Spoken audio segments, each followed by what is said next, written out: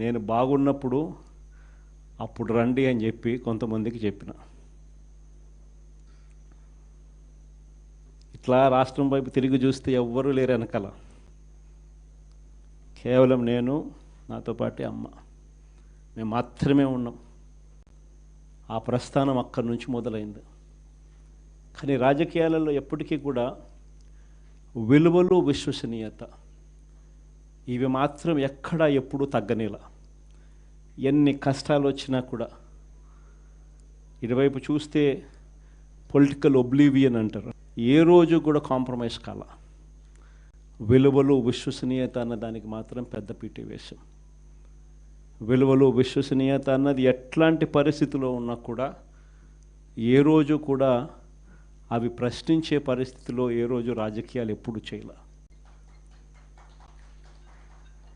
అక్కడి నుంచి సాగింది రాజకీయ ప్రయాణం. ఆ తర్వాత నాతో పాటు 18 మంది ఎమ్మెల్యేలు కాంగ్రెస్ పార్టీ వీడి నాతో పాటు రావాలన్నారు. అందరినీ పదవులు రాజీనామా చేయమన్నా. రాజమోహన్ రెడ్డి ఎంపీ నాతో పాటే వస్తానన్నాడు. అన్న రాజీనామా చేయన్నా. రాజీనామా చేశాడు, వచ్చినాడు. బై ఎలక్షన్ జరిగింది.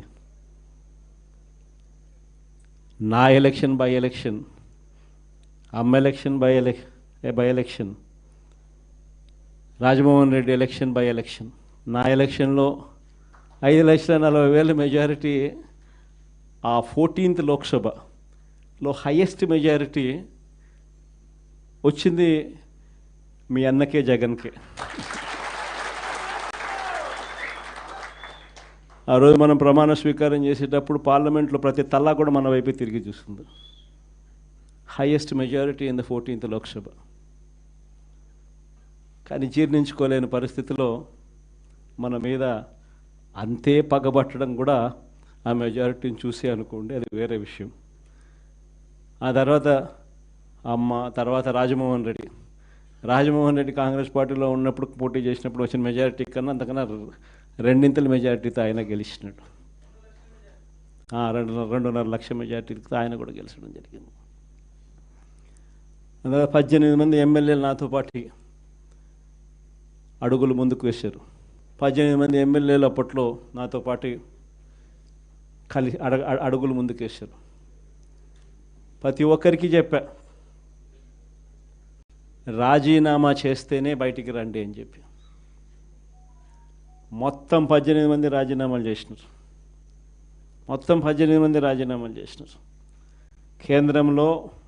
కేంద్రంతో వ్యతిరేకంగా పోరాటం, రాష్ట్ర ప్రభుత్వానికి వ్యతిరేకంగా పోరాటం.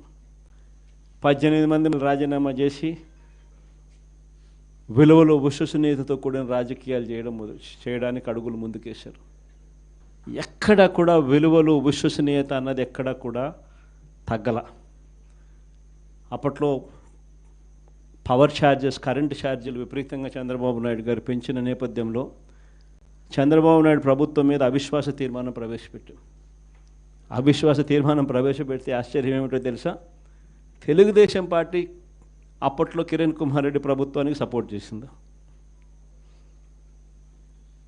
294 స్థానాలకు 148 ఎమ్మెల్యేల స్థానాలు హాఫ్వే మార్క్ అయితే, అప్పట్లో చంద్రబాబు నాయుడు సపోర్ట్ చేయడం వల్ల కాంగ్రెస్ పార్టీ బయటపడింది.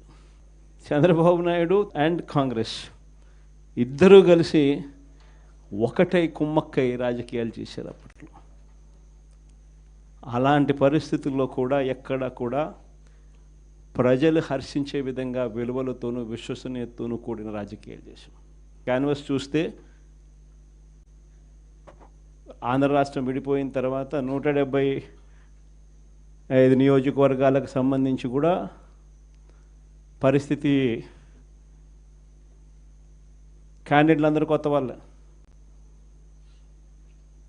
ఆ నుంచి కూడా అక్కడి నుంచి ఒక 18 మంది మన క్యాండిడేట్ తప్ప నుంచి మిగతా వాళ్ళంతా ఫ్రెష్ ఫేసెస్. ఆ నుంచి మన క్యాండిడేట్లు విజయం సాధించడం మొదలుపెట్టాడు. 67 స్థానాలు 2014లో గెలిచినాం. మళ్ళా 23 మంది